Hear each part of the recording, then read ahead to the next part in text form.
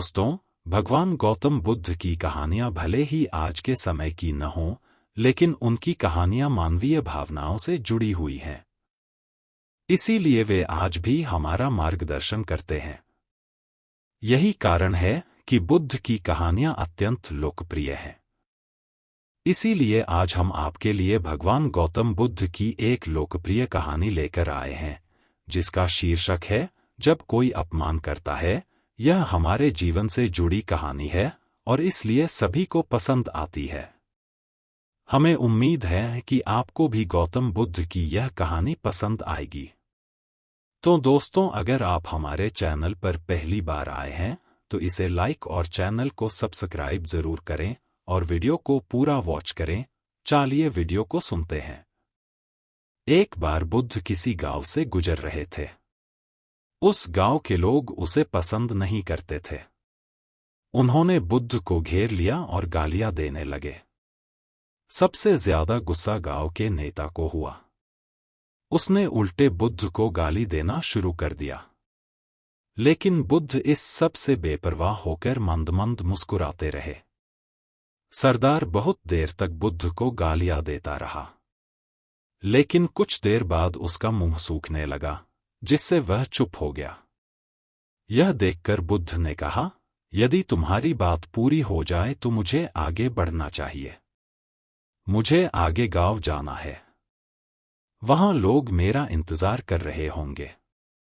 यह देखकर गांव का एक आदमी बोला, हम आपका अपमान कर रहे हैं, गाली दे रहे हैं, लेकिन आप जवाब देने की बजाय मुस्कुरा रहे हैं। आप इस पर प्रतिक्रिया क्यों नहीं देते? बुद्ध ने कहा, वत्स, तुम्हें आने में थोड़ी देर हो गई। 10 साल पहले आते तो मजा आता, क्योंकि 10 साल पहले मैं भी तुम्हारे जैसा था। यदि उस समय तुम मेरे बारे में बुरा बोलते या मुझे गाली देते तो मैं भी क्रोधित हो जाता।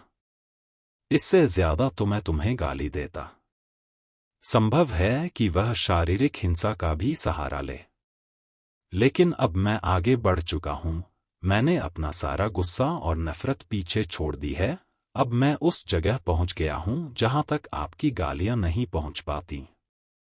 तुमने मुझे गाली दी, यह तुम्हारी भावना है, लेकिन आपकी भावनाएं मुझ तक नहीं पहुंच रही हैं।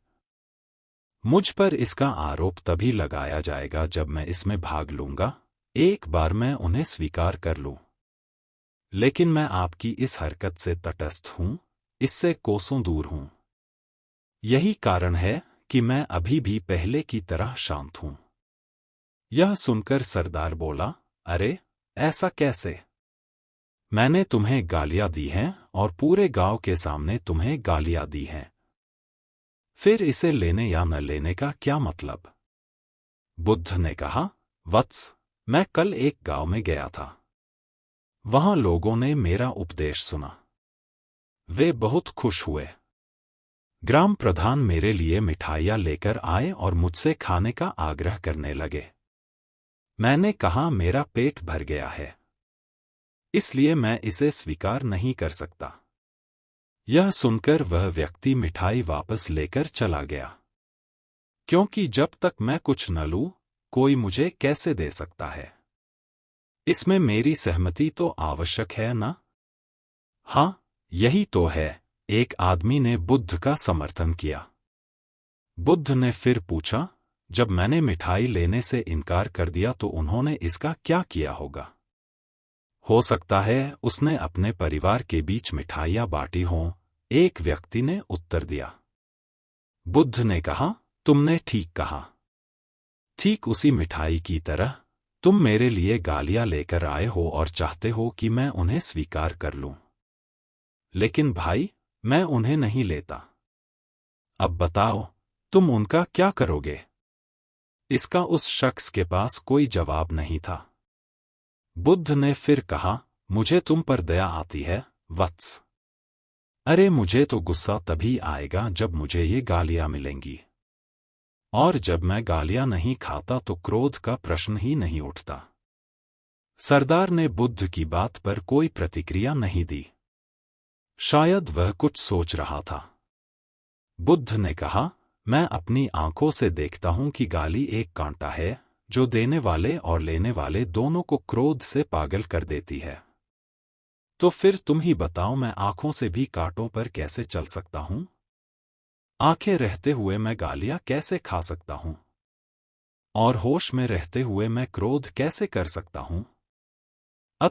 मुझे क्षमा कर दो वत्स, मैं तुम्हारा उपहार स्वीकार करने में असमर्थ हूं। इतना कहकर बुद्ध ने हाथ जोड़ दिए। बुद्ध की बात सुनकर सरदार लज्जित हो गया। उसकी आंखें भर आईं। वह कुछ कहना चाहता था, लेकिन उसके होठों ने जवाब दे दिया। और जब उससे और सहन न हुआ तो वह बुद्ध के चरणों में गिर पड़ा। दोस्तों, हम में से ज्यादातर लोग यही सोचते हैं कि हमारे दुखों का कारण कोई और है। और जब हम इस पर विश्वास करते हैं, तो हम आत्मनियंत्रण की कमी और खुद को नियंत्रित करने में असमर्थता को नजरअंदाज कर रहे हैं। वास्तव में यह हम पर निर्भर करता है कि हम दूसरों द्वारा प्रदत्त नकारात्मकता को स्वीकार करते हैं या नहीं। यदि हम नकारात्मकता को स्वीकार करते हैं, तो हम अपने पैरों पर कुल्हाड़ी मारते हैं। और जब हम उसे अस्वीकार कर देते हैं, तो घृणा, क्रोध, हिंसा सभी से मुक्ति मिल जाती है। दोस्तों, हम आशा करते हैं कि आपको यह भगवान गौतम बुद्ध की कहानी, जब कोई अपमान करता है, पसंद आई होगी। दोस्तों, हम आपसे फिर मिलेंगे ऐसे ही रोचक और उपयोगी कहानी के साथ। तब तक आप जहां भी हों खुश रहें और खुशियां बांटते रहें। और अगर आप ऐसी वीडियो को देखने पसंद करते हैं, तो हमारे चैनल को सब्सक्राइब करें।